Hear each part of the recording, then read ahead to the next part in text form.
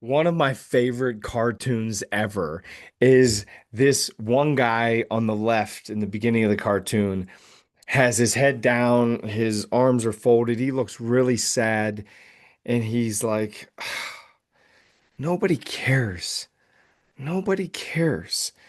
And he's sad about it. He's depressed. He's just doesn't feel good about it. He's like, I can't believe nobody cares about me.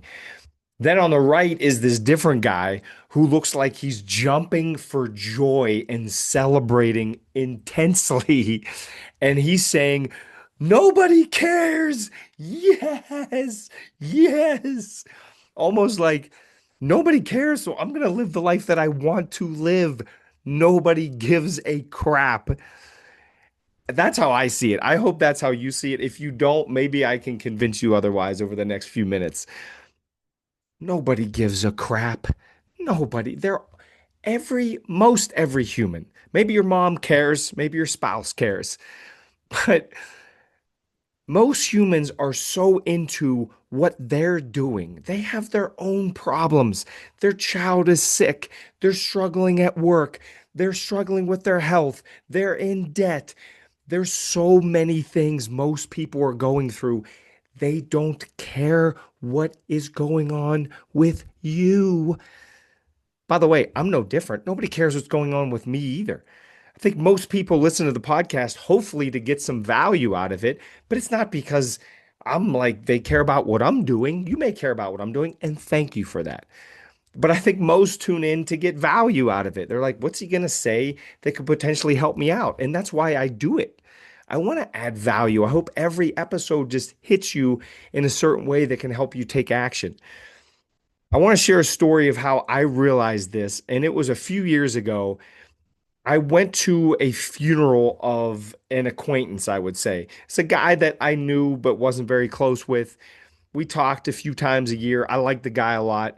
He was probably in his late 60s and he passed away, and it was very sad. And I went to the funeral and I paid my respects in the morning. I can't remember what day of the week it was, maybe a Thursday.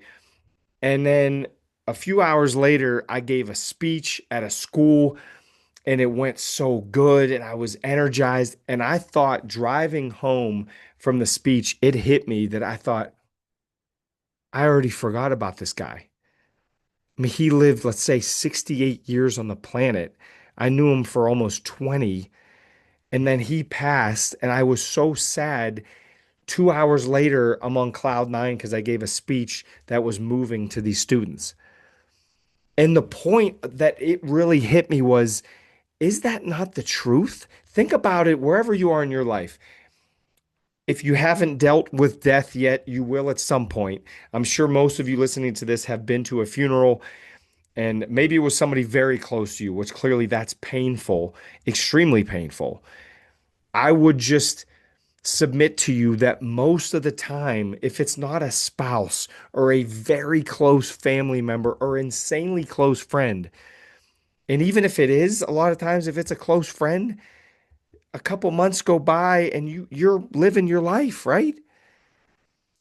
And if it's an acquaintance, a couple hours go by and you're living your life. Most people have what, 1 to 5 people that are really affected by their death, and everybody else within hours or days, life goes on. To me, that's freeing. That's insanely freeing because why not go do that thing you want to do? Why not dress the way you want to dress? How many people like wish they could wear something that's maybe a little flashy, a little wild, a little fun? Like, well, I don't want to do it because of what my dad may say or what my friend may say. We're all going to be dead in 100 years anyways. Wear it. Have fun. Start the business. Write the book. Write 2 books. The amount of care that we have for people that don't care is crazy. It's absolutely crazy. And the people that are trying to tear you down are not at your level, anyways. You're never going to meet a hater doing better than you. Why not live it up? Nobody gives a crap about me. Nobody gives a crap about you. And that's so freeing. And as I say that, of course, I don't mean your spouse. I don't mean your kids. I don't mean your parents. Of course, we have people that give a crap about us. I understand that. What I'm saying is the majority of the 8 billion people on Earth don't. And so why not live life the way you want to live? It's not that long of a ride. Most people say it goes quick. I think we have more than enough time on this planet. And I love there's a philosopher, I don't want to go too far off a tangent, but it's one of my favorite books. It's called On the Shortness of Life by Seneca. If you've never read it, it's a game changer. It's a short book, it's like 100 pages, but it's dense and it's so good. Stoic philosopher basically says, you have plenty of time. I have plenty of time. We have plenty of time in our lives. We just waste most of it. And it is hard hitting if you get a chance to read it. It's beautiful, amazing, and it'll just wake you up and shake you to your core. That's what it did to me, anyways.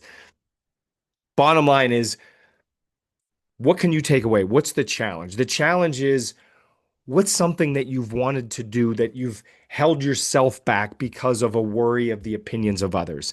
And what's the game plan? The game plan is go do it. Don't worry about the opinions of others because they're not worrying about you. They have their own crap they're worried about. Nobody gives a crap, and think it with a massive smile on your face. What's one thing you can do if you fully realize that most people don't care what you're doing? And how could you use that to free you and take an action that you have not taken due to the worry of other people's opinions of you? Break free of that from this podcast episode starting right now. I love you all. We'll see you next week. I hope your year is going off to a great start. Let's keep the momentum going. We'll see you in 6 days and 23 and a half hours, give or take. Much love.